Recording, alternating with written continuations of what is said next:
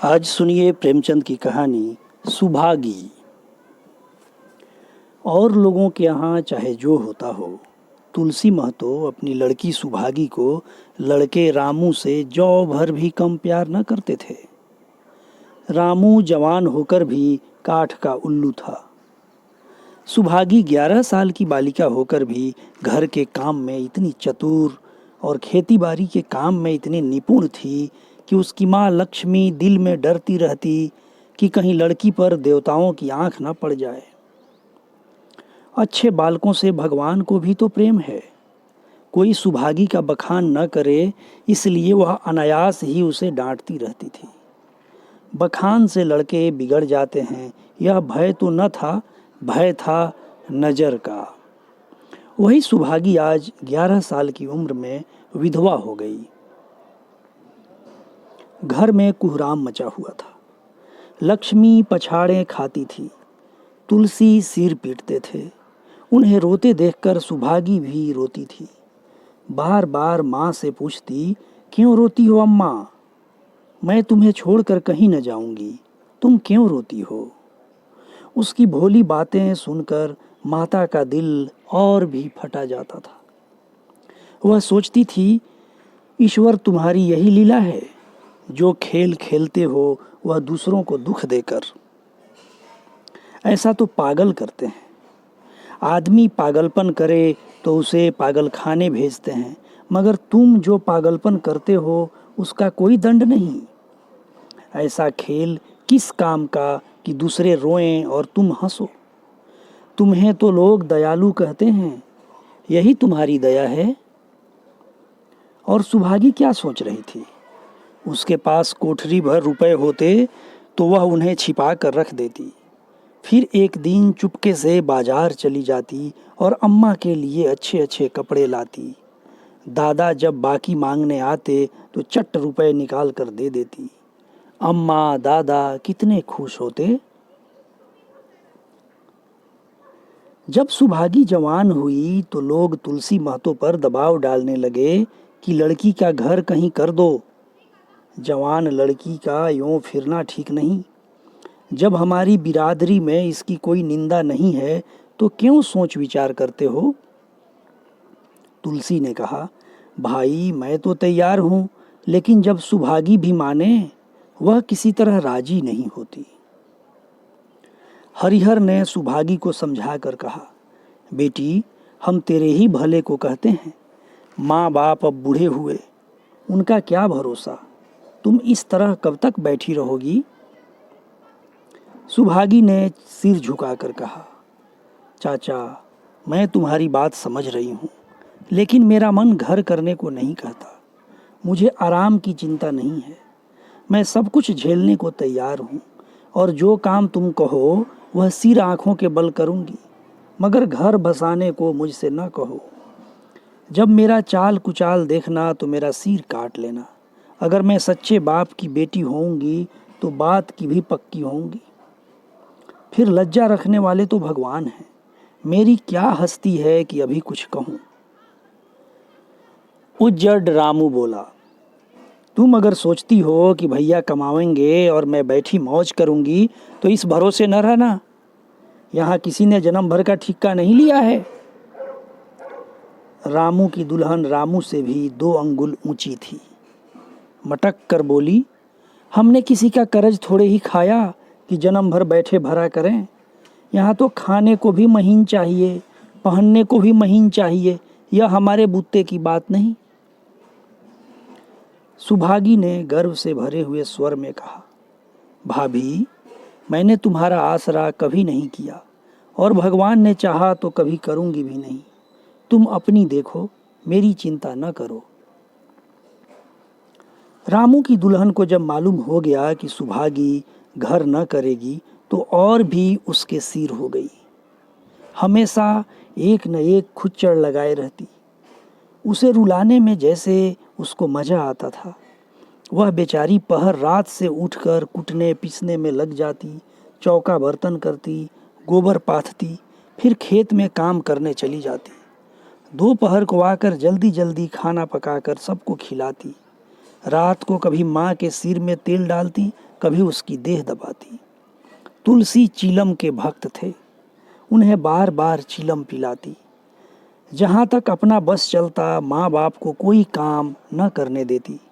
हाँ, भाई को न रोकती। सोचती यह तो जवान आदमी है, यह काम न करेंगे तो गृहस्थी कैसे चलेगी। मगर रामू को यह बुरा लगता। अम्मा और दादा को तिनका तक नहीं उठाने देती और मुझे पीसना चाहती है।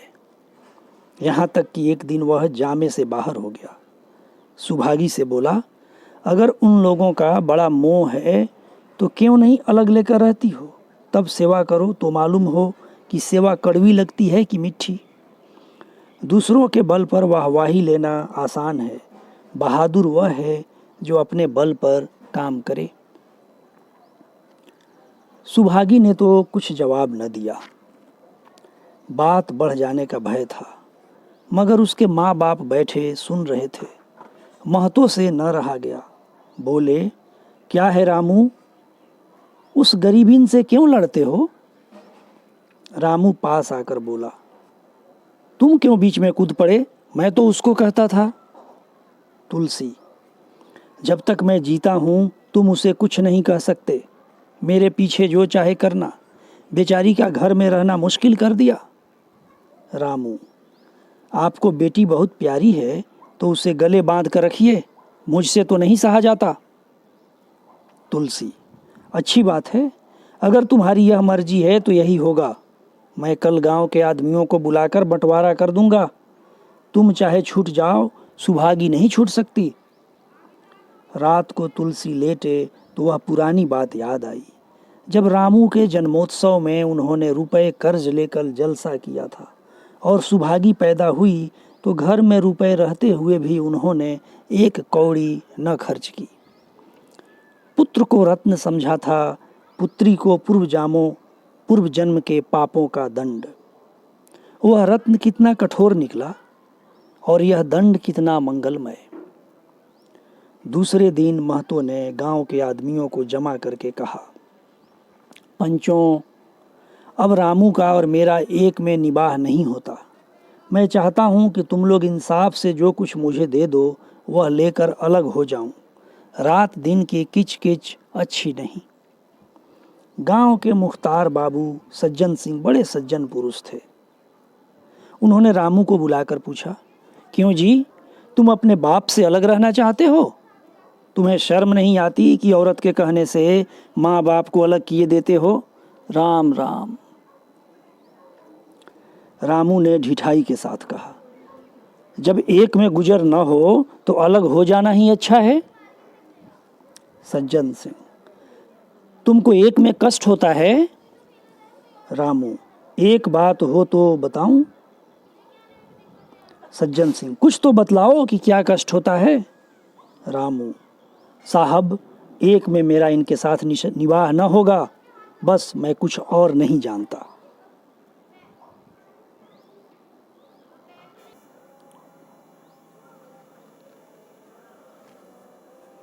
यह कहता हुआ रामू वहां से चलता बना। तुलसी, देख लिया आप लोगों ने इसका मिजाज। आप चाहे 4 हिस्सों में 3 हिस्से उसे दे दें, पर अब मैं इस दुष्ट के साथ न रहूँगा। भगवान ने बेटी को दुख दे दिया। नहीं, मुझे खेती बाड़ी लेकर क्या करना था, जहाँ रहता वहीं कमाता खाता। भगवान ऐसा बेटा 7वें बैरी को भी न दे।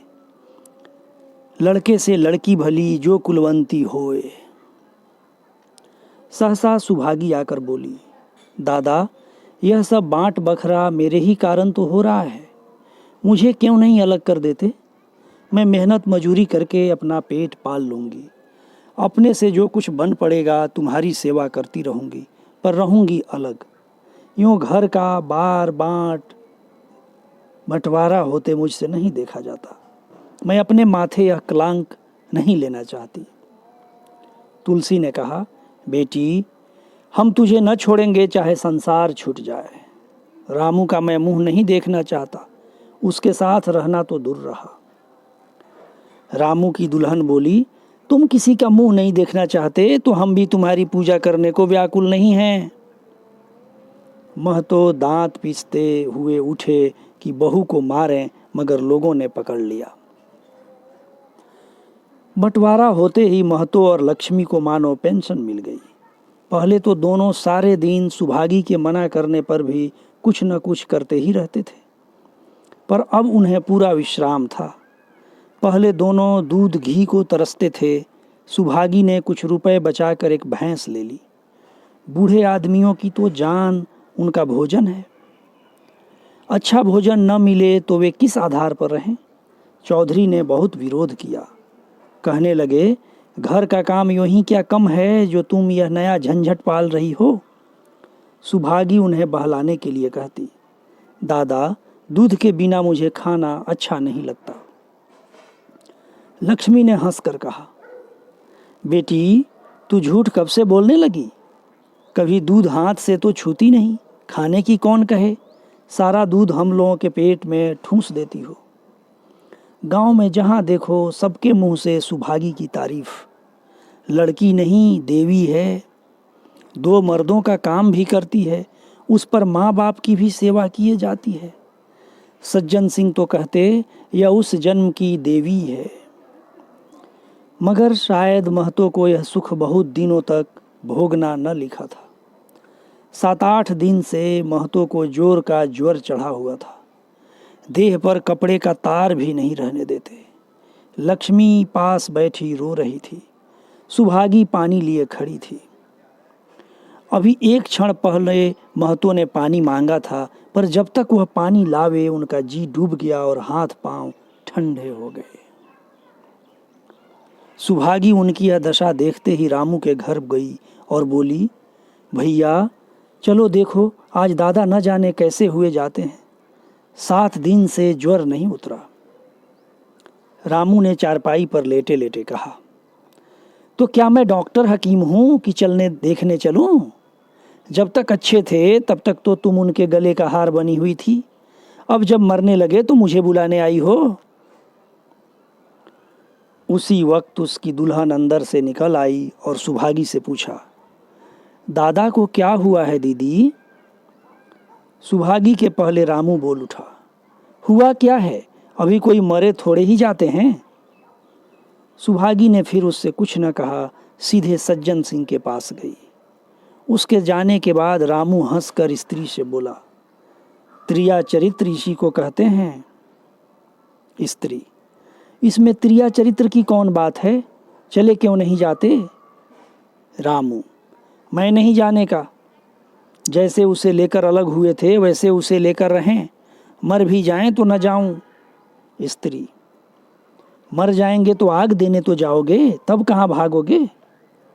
रामू, मर जाएंगे तब भी नहीं जाऊंगा, कभी नहीं। सब कुछ उनकी प्यारी सुभागी कर लेगी। स्त्री, तुम्हारे रहते वह क्यों करने लगी? रामू, जैसे मेरे रहते उसे लेकर अलग हुए, और कैसे? स्त्री, नहीं जी, यह अच्छी बात नहीं है। चलो देख आवें।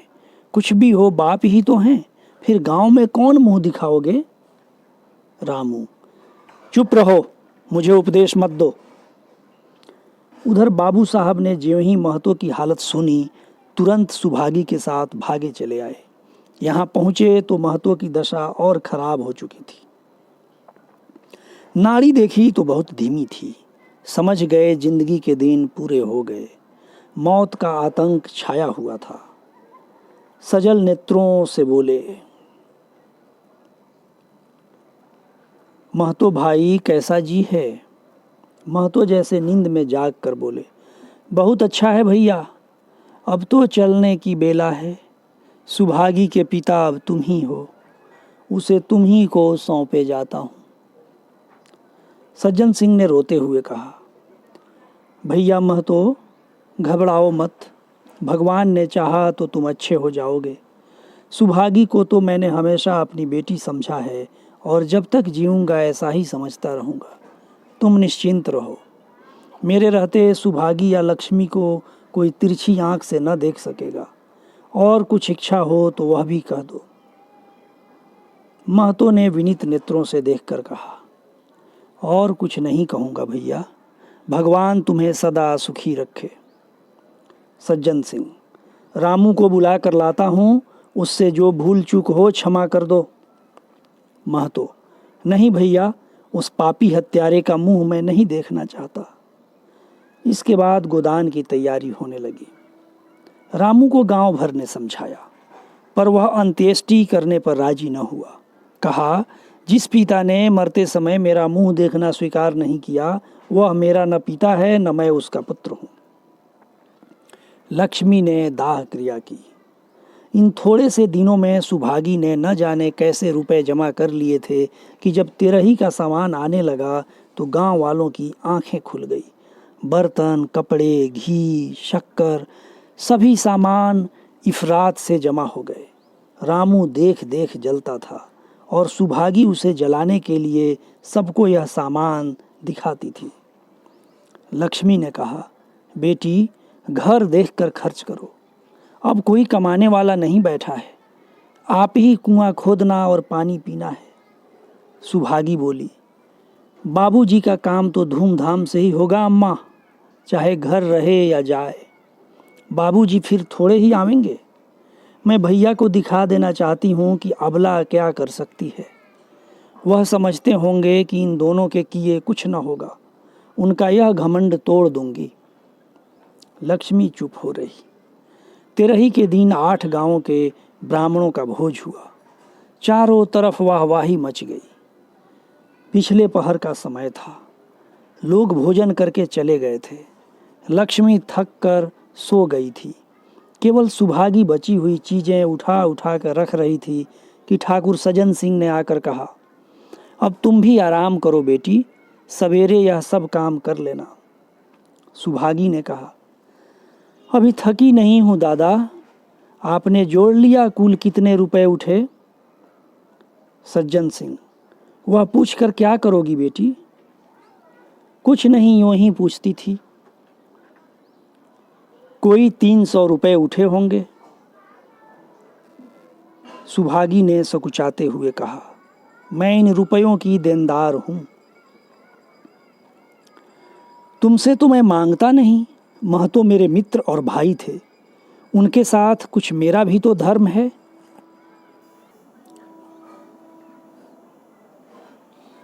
आपकी यही दया क्या कम है, मेरे ऊपर इतना विश्वास किया। मुझे कौन 300 रुपए देता? सज्जन सिंह सोचने लगे, इस अबला की धर्म बुद्धि का कहीं वार पार भी है या नहीं। लक्ष्मी उन स्त्रियों में थी जिनके लिए पति वियोग जीवन स्रोत का बंद हो जाना है। 50 वर्ष के चीर सहवास के बाद अब यह एकांत जीवन उसके लिए पहाड़ हो गया। उसे अब ज्ञात हुआ कि मेरी बुद्धि, मेरा बल, मेरी सुमति, मानो सबसे मैं वंचित हो गई। उसने कितनी बार ईश्वर से विनती की थी, मुझे स्वामी के सामने उठा लेना, मगर उसने यह विनती स्वीकार न की। मौत पर अपना काबू नहीं, तो क्या जीवन पर भी काबू नहीं है? वह लक्ष्मी जो गांव में अपनी बुद्धि के लिए मशहूर थी, जो दूसरे को सिख दिया करती थी, अब बौरही हो गई है। सीधी सी बात करते नहीं बनती। लक्ष्मी का दाना पानी उसी दिन से छूट गया। सुभागी के आग्रह पर चौके में जाती, मगर कौर कंठ के नीचे न उतरता। 50 वर्ष हुए, एक भी दिन ऐसा न हुआ कि पति के बिना खाए खुद खाया हो। अब उस नियम को कैसे तोड़े? आखिर उसे खांसी आने लगी। दुर्बलता ने जल्द ही खाट पर डाल दिया। सुभागी अब क्या करे? ठाकुर साहब के रुपए चुकाने के लिए दिलो जान से काम करने की जरूरत थी। यहाँ माँ बीमार पड़ गई। अगर बाहर जाए तो माँ अकेली रहती है। उनके पास बैठे तो बाहर का काम कौन करे? माँ की दशा देखकर सुभागी समझ गई कि इनका परवाना भी आ पहुंचा। महतो को भी तो यही ज्वर था। गांव में और किसे फुर्सत थी कि दौड़ धूप करता। सज्जन सिंह दोनों वक्त आते, लक्ष्मी को देखते, दवा पिलाते, सुभागी को समझाते और चले जाते। मगर लक्ष्मी की दशा बिगड़ती जाती थी। यहाँ तक कि 15वें दिन वह भी संसार से सिधार गई। अंतिम समय रामू आया और उसके पैर छूना चाहता था, पर लक्ष्मी ने उसे ऐसी झिड़की दी कि वह उसके समीप न जा सका। सुभागी को उसने आशीर्वाद दिया, तुम्हारी जैसी बेटी पाकर तर गई। मेरा क्रियाकर्म तुम ही करना। मेरी भगवान से यही अर्जी है कि उस जन्म में भी तुम मेरी कोख पवित्र करो। माता के देहांत के बाद जीवन का केवल एक लक्ष्य रह गया, सज्जन सिंह के रुपए चुकाना। 300 रुपये पिता के क्रियाकर्म में लगे थे, लगभग 200 रुपये माता के काम में लगे। 500 का ऋण था और उसकी अकेली जान, मगर वह हिम्मत न हारती थी। 3 साल तक सुभागी ने रात को रात और दिन को दिन न समझा। उसकी कार्य शक्ति और पौरुष देखकर लोग दांतों तले उंगली दबाते थे। दिन भर खेती बाड़ी का काम करने के बाद वह रात को 4-4 पसेरी आटा पीस डालती। 30वें दिन 15 रुपये लेकर वह सज्जन सिंह के पास पहुंच जाती। इसमें कभी नागा न पड़ता था। यह मानो प्रकृति का अटल नियम था। अब चारों ओर से उसकी सगाई के पैगाम आने लगे। सभी उसके लिए मुंह फैलाए हुए थे। जिसके घर सुभागी जाएगी उसके भाग्य फिर जाएंगे। सुभागी यही जवाब देती, अभी वह दिन नहीं आया। जिस दिन सुभागी ने आखिरी किस्त चुकाई, उस दिन उसकी खुशी का ठिकाना न था। आज उसके जीवन का कठोर व्रत पूरा हो गया। वह चलने लगी तो सज्जन सिंह ने कहा, बेटी, तुमसे मेरी एक प्रार्थना है। कहो कहूँ, कहो न कहूँ, मगर वचन दो कि मानोगी। सुभागी ने कृतज्ञ भाव से देखकर कहा, दादा, आपकी बात न मानूंगी तो किसकी मानूंगी? मेरा तो रोया रोया आपका गुलाम है। सज्जन सिंह, अगर तुम्हारे मन में यह भाव है तो मैं न कहूँगा। मैंने अब तक तुमसे इसलिए नहीं कहा कि तुम अपने को मेरा देनदार समझ रही थी। अब रुपए चुक गए, मेरा तुम्हारे ऊपर कोई एहसान नहीं है, रत्ती भर भी नहीं। बोलो कहूँ? सुभागी, आपकी जो आज्ञा हो। सज्जन सिंह, देखो इनकार न करना, नहीं मैं फिर तुम्हें अपना मुंह न दिखाऊंगा। सुभागी, क्या आज्ञा है? सज्जन सिंह, मेरी इच्छा है कि तुम मेरी बहू बनकर मेरे घर को पवित्र करो। मैं जात पात का कायल हूँ, मगर तुमने मेरे सारे बंधन तोड़ दिए। मेरा लड़का तुम्हारे नाम का पुजारी है। तुमने उसे 12 देखा है। बोलो, मंजूर करती हो? सुभागी, दादा, इतना सम्मान पाकर पागल हो जाऊंगी। सज्जन सिंह, तुम्हारा सम्मान भगवान कर रहे हैं बेटी। तुम साक्षात भगवती का अवतार हो। सुभागी, मैं तो आपको अपना पिता समझती हूँ। आप जो कुछ करेंगे मेरे भले के लिए ही करेंगे। आपके हुक्म को कैसे इनकार कर सकती हूँ? सज्जन सिंह ने उसके माथे पर हाथ रखकर कहा, बेटी, तुम्हारा सुहाग अमर हो। तुमने मेरी बात रख ली। मुझ सा भाग्यशाली संसार में और कौन होगा। कहानी पाठ राजीव रंजन गिरी। शुक्रिया।